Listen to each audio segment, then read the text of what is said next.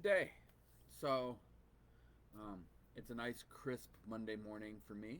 I'm going to do, I've decided to do the ethics and morals in three parts.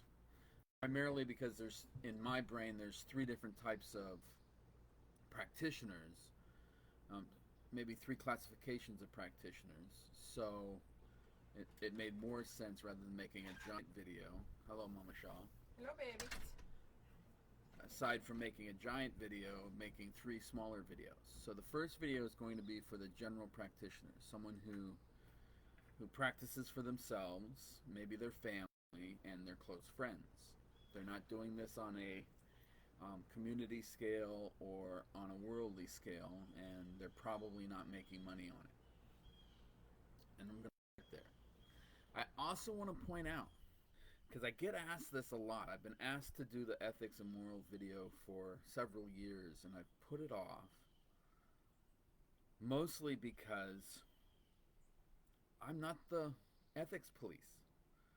I'm a go thief for my kindred, but that's it. And even in my kindred, we have other tools to guide us what our moral and ethic compass should say, besides my voice, besides my values. So, by no means am I an expert on morals and ethics, and um, maybe I shouldn't be that authority, but I've been asked for this video several times, so let's knock it out, okay? So, first group, general practitioners. General practitioner provides metaphysical services for themselves, for their close friends and family. They probably aren't compensated in any way for this other than love and appreciation. And they're probably still floundering a little bit and finding their path. Or they're experts at in their path and they've chosen not to help others, right? So, generally speaking, for my kindred and my way of life, we use two sources to tell us what our morals and ethics should be. The first source is the Kabbalion. It's a great book. It's written by the three initiates. And it explains that everything we put out in the universe has a ripple effect, and in turn creates a cause that creates an effect that can have adverse effects on ourselves. So if we throw a stone at a wall, there's a chance that stone can hit the wall and come back and hit us. Right? So that's all it says. When we look at all the irrefutable laws associated with the Kabbalion, it kind of makes sense. Don't put anything out in the universe that, when it comes back to you, could harm you. Right? And that's probably a good way of looking at it. And then the other source we use the Havamal, which Jackson Crawford in the Poetic Edda, his version is a fairly decent translation, not perfect. Nobody's translation is perfect, but the Havamal is a poem that supposedly explains how Odin wants all of us to treat each other. And I like it, and my kindred and my family like it, because it basically says, in a very poetic way, be nice to people until those people prove they don't deserve your niceness. Then kill them. So, yes, that's a little extreme, but let's put it in context. We're talking about the Germanic tribes of Northern Europe and a way of life that was harsh when it existed. So it kind of makes sense. Be nice, be hospitable, be respectful. If you do this and people are nice and respectful back, then we have a society that can function without war and destruction. The minute someone mistakes that kindness as weakness, remind them that you are not weak, that you are strong, and you do have the ability to hurt them, and you have teeth, and they should respect you, not out of fear, but out of understanding that you have recourse beyond your niceness. Okay? So it kind of goes to that old adage, do unto others, right? Um, but those are our two sources for our family and our tribe that we try to use when we teach people about ethics and morals. Now,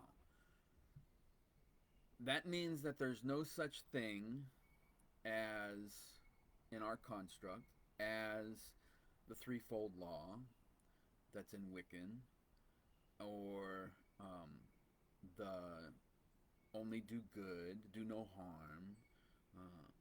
None of those things really exist for us. They're pretty good guidelines in respect. And then we don't practice a form of karma based off of Eastern philosophy. We practice a base of karma based off of a Western construct, the Kabbalion, which is a Western construct of faith, that there's a cause and effect. What you put out will come back. Do you want that to come back? If you put negative energy out there, do you want negative energy to come back into your life? Maybe the hardships that we're experiencing at a specific stage is because we have or we will put negative energy into the universe. Just food for thought. But nothing says that there's a right and wrong or good and evil in the universal world. It's only in man's construct that we have good and evil. And we see it in nature, right? Animals are kind to each other until they become predatory. Then there's no kindness, it's survival. And so that's a different construct. Man should have evolved and have a higher level of consciousness than that. But at a minimum, we should be kind to things, and in turn, those things will be kind to us. Then so that's our philosophy. How do we apply that philosophy to the world? Well, in our language, we have certain words, and I'm now getting into a section that could be triggering for some people. So, if you are not in a place to be in self-control, I'd ask you to stop this video.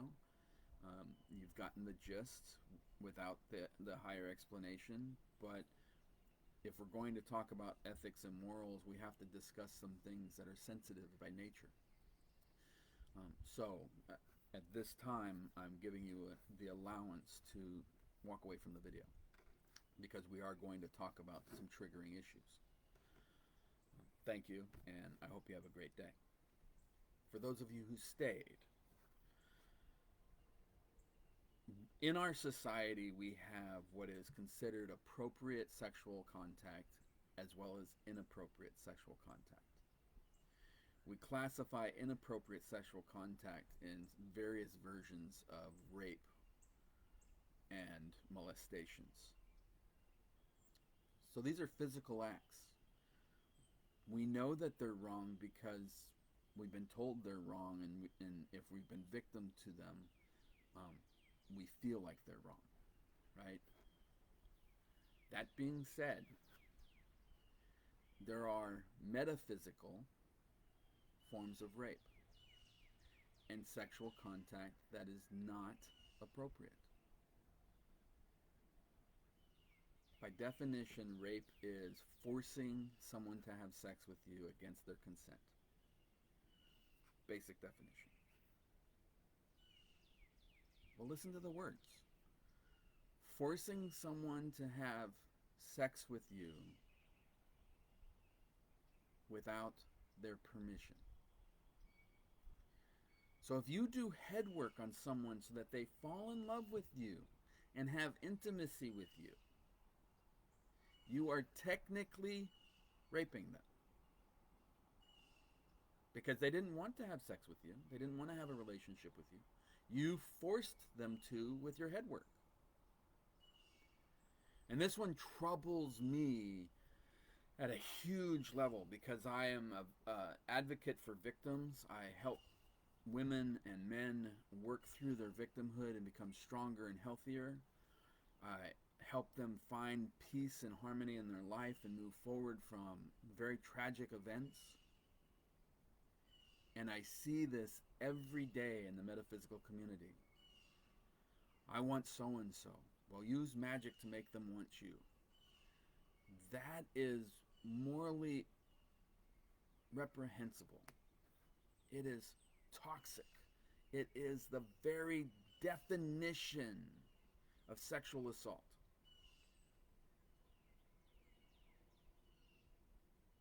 When there's so many other options.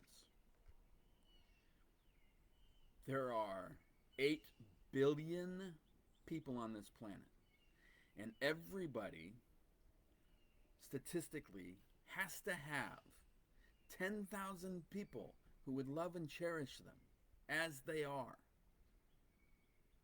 So why do head work on somebody who doesn't want you when you can go find somebody who does?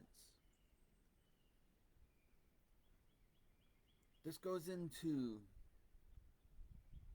so many areas of destruction. And it's just one. Then we've got workings that are designed for erectile dysfunction.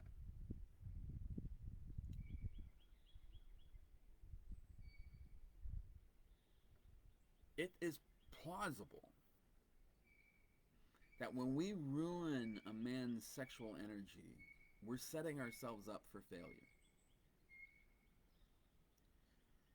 We're setting ourselves up for some kind of repercussion,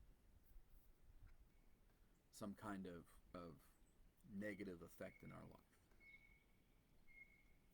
So I would think twice about doing it, because it could also be very toxic and very bad. Think about why you're doing it. Think about what your end in mind is. Think about why you would want this person to no longer be able to have intimacy with somebody. Is that really what they deserve? Are you being judged? Are you prosecuting them based off of your bias? Something to think about.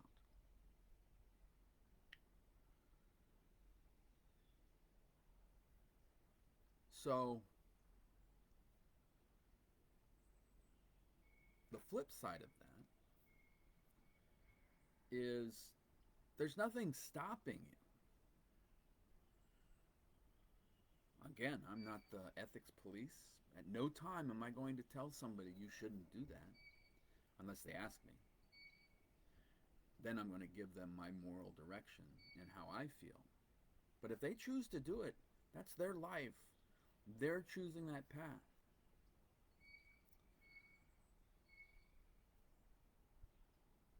But there may be repercussions tied to it that they're not going to like.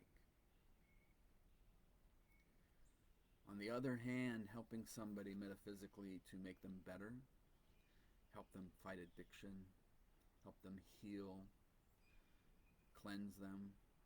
These are things that we don't need permission to do. We have the magical power to do it. And whether they want to or not, healing somebody is always presumed that if they were in their best state of mind, they'd want it, right? So, helping in honest construct of reality, not for personal gain. Helping because someone deserves or needs help, I don't think can ever be morally wrong.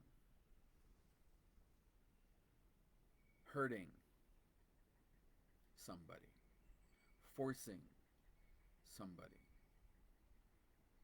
I think at times can be morally wrong. Maybe not always. Again, I'm not the ethics police.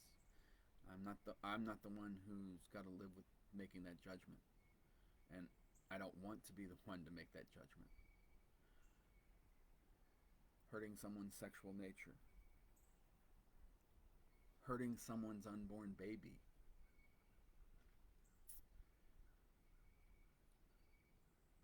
hurting someone for any reason might have consequences.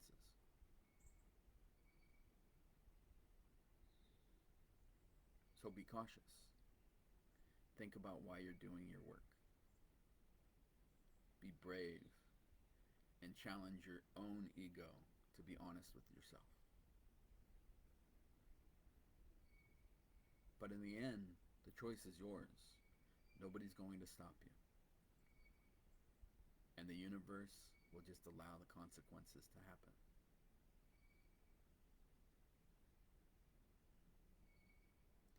So the second two parts that I'm going to cover, the second part is going to be people who sell their metaphysical services.